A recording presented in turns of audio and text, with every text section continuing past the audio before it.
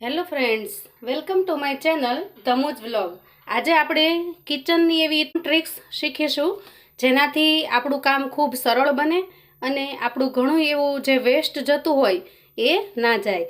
તો સૌથી પહેલાં જુઓ, અહીંયા જે દાજ્યું તેલ છે, મેં આમાં ભજીયા બનાવેલા, એ તેલ એમનેમ પડ્યું છે. હવે આ તેલ છે એનો ઉપયોગ કેમ કરવો, કેમ કે આની અંદર ઘણો બધો કચરો છે.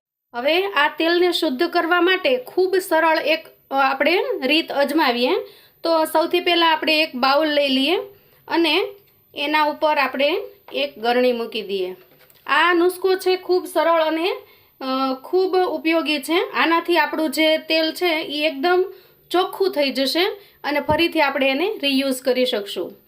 તો આવી રીતે ગરણી લઈ અને આપણે એના અંદર આવી રીતે રૂ મૂકી દેવાનું છે. જોજો કેવી ખૂબ ઝડપથી છે એ આપણે આ તેલ છે એને એકદમ ચોખ્ખું બનાવી શકીશું. પછી એના અંદર આપણે આ તેલ છે એ રેડી દેવાનું છે.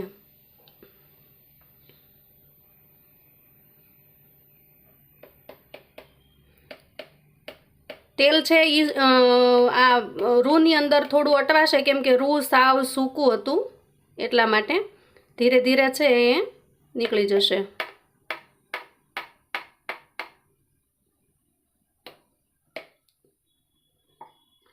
એવું લાગે તો આંગળી અથવા ચમચીની મદદથી જરાક હલાવવાનું.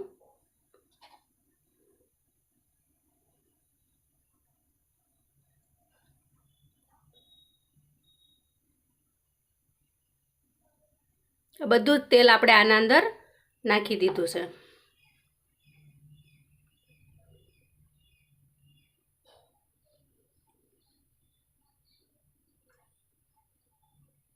આવી રીતે બધું જ તેલ આમાં ગાળી લેવાનું છે અને પછી આ રૂને આવી રીતે આપણે પૂંગળું બનાવી લેવાનું આવી રીતે, અને પછી એના અંદર નીચવી લેવાનું. આનાથી આપણું તેલ પણ કંઈ વેસ્ટ નહીં જાય અને આ તેલ છે એ બધું જ પાછું આવી જશે રૂની અંદરથી. આવી રીતે નિતારી લેવાનું બધું તેલ. તો તમે જોશો કે તેલ છે એના અંદરથી બધો કચરો નીકળી ગયો છે, જુઓ, અને આપણને ચોખ્ખું તેલ મળ્યું છે.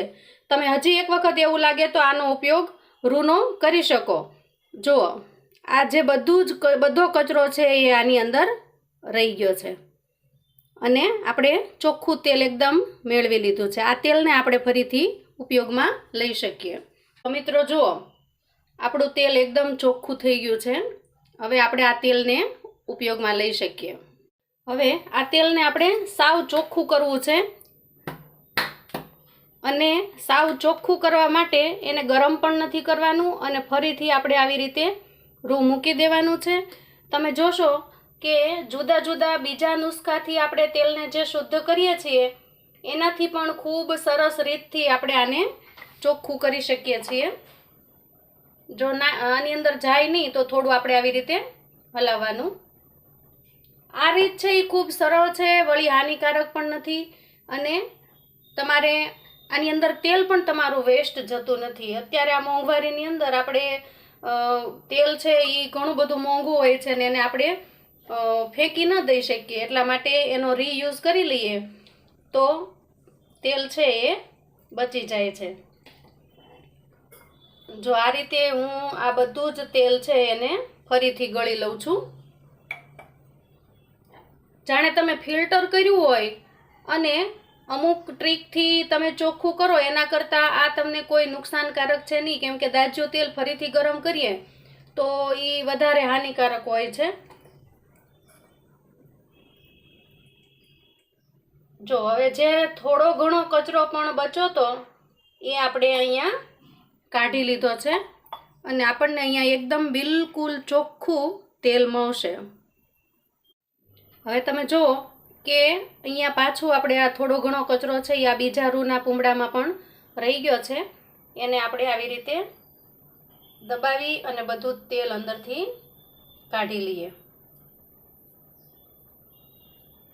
જુઓ, હવે જે તેલ મળ્યું છે એ આપણને એકદમ ચોખ્ખું તેલ મળ્યું છે અને આવી રીતે દબાવીને કાઢી લેવાથી તમારું તેલ પણ વેસ્ટ જતું નથી. જરૂર પડે માત્ર થોડા રૂની એનાથી તમારું આ તેલ છે એ એકદમ શુદ્ધ થઈ જાય છે.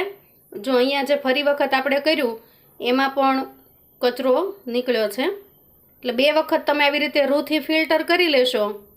જો 2 વખત રૂથી ફિલ્ટર થશે અને આની અંદર તેલ પણ નહીં રહે તો તમારું તેલ છે એ એકદમ ચોખ્ખું થઈ જશે. તો મિત્રો છે ને એકદમ યુનિક અને એકદમ અલગ જ આ તેલને ચોખ્ખું કરવા માટેની ટ્રીક. તો મિત્રો છે ને એકદમ અલગ અને યુનિક.